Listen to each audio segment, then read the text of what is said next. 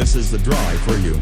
Canada's only all-season public road to cross the Arctic Circle, the Dempster Highway, is 740 kilometers, 458 miles, of unpaved road that traverses some of the most beautiful scenery on the planet.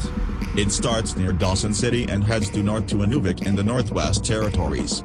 Dramatic tundra landscapes, mountain ranges and abundant wildlife are all part of the Dempster experience. Early summer brings a variety of young animals, midsummer heralds long days under the midnight sun, while late summer visitors are treated to vivid crimson and gold tundra vegetation. Our home then. The Dempster Highway passes through a land of extremes.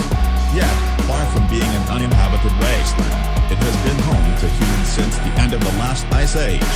Archaeologists have identified over 90 prehistoric sites along the Dempster. On the evidence of stone tool fragments found near Rock River in the North Fork Pass, prehistoric use of this area spans thousands of years. Bison and caribou were hunted by these early peoples and possibly, at the end of the Ice Age, mammoth and horse as well. Patterns of land use indicate a history of hunting that has continued virtually unchanged to the present day. The first contact with Euro-Canadians was made in 1839 with Robert Bell of the Hudson's Bay Company. In the early 1800s, three Athabascan-speaking groups occupied the land: the Han, centered around the Yukon River, the Tetlitgitchin on the Upper Peel River and the Dugdugitchin on the Upper Porcupine River. Geographical and cultural boundaries were relatively fluid, although there was a strong association with commonly used land. These people were great travelers, moving throughout the area along well-established trade and hunting routes. You are traveling one of them today. Our home now.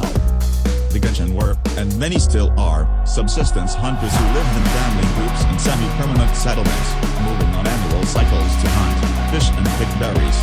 Only in the last 50 years or so have permanent communities been established. While the archaeological record gives us some insight into their lives, the strong oral tradition of the Gitchin peoples gives us their own history. Place names are one means of using the landscape to record that history and can be reminders of stories that are passed from generation to generation. Dugzay Camp, Caribou Place, Creek, crosses the Dempster Highway north of the Arctic Circle. Dugzay is the Gwich'in word for caribou and refers to the porcupine caribou herd migration. Hunters from northern communities in Yukon and the Northwest Territories are still drawn here for the annual harvest. The Arctic Circle. You have reached the Arctic Circle, an imaginary line around our planet at 66 degrees 33 north latitude. It marks the southern limits of the Arctic, land of the midnight sun. The line is actually the edge of a band of 24-hour sunlight that stretches from the North Pole to here at midnight on June 21st, the longest day of the year in the Northern Hemisphere. 6 months later, on the shortest day, it is the edge of a huge shadow that blankets the Arctic. On June 21st, you would not see the sunset here. On December 21st, you would not see it rise. As you go farther north, the number of days that this happens increases. At the North Pole itself, the sun does not set for 6 months, from the spring equinox to the fall equinox. For the next 6 months, the sun does not rise. These seasonal extremes are due to the 23 degrees tilt in the Earth's axis. As the Earth circles the sun, the Arctic is alternately tipped toward and away from its influence at differing times of the year. Although the Arctic Circle can be located, it cannot be properly observed from the Earth's surface. This is the result of sunlight passing through the atmosphere. Gases in the atmosphere act like a giant lens to refract or bend the sun's rays, making it appear higher than it really is. For this reason, the midnight sun can be seen from places like the top of the dome near Dawson, well south of the Arctic Circle. Defined by the sun. The main physical characteristics of the Arctic are the extreme differences between the seasons, and the low levels of solar energy. Because of the Earth's curve, sunlight strikes the Arctic at a different angle than nearer the equator, and the energy within those rays is spread over a larger area. This lowers the amount of available heat. Solar energy is also lost when rays bounce off of the atmosphere, and still more is absorbed by the greater distance it must travel through the atmosphere. When the ground is covered with snow and ice, a highly reflective surface, up to 80% of the solar energy is reflected back into space. If it were not for warmth distributed from other part of the Earth by air movement and ocean currents, Arctic winters would be even colder than they are now. by summer. However, as much solar energy is received in one 24-hour sunlight period as is received at the equator during its 12-hour day. Plant growth is greatly enhanced during the brief Arctic summer. In the far north, on days in which the sun rises and sets, it does so at a shallow angle to the horizon. This makes for long periods of dawn and dusk, resulting in summer days that appear to be longer than winter nights. Summer visitors to subarctic destinations like Anchorage, Whitehorse, and Yellowknife delight in the experience known as white nights, when it is possible to read at midnight by natural light. The Arctic Circle is one of the two polar circles, and the most northerly of the 5 major circles of latitude as shown on maps of Earth. Its southern equivalent is the Antarctic Circle.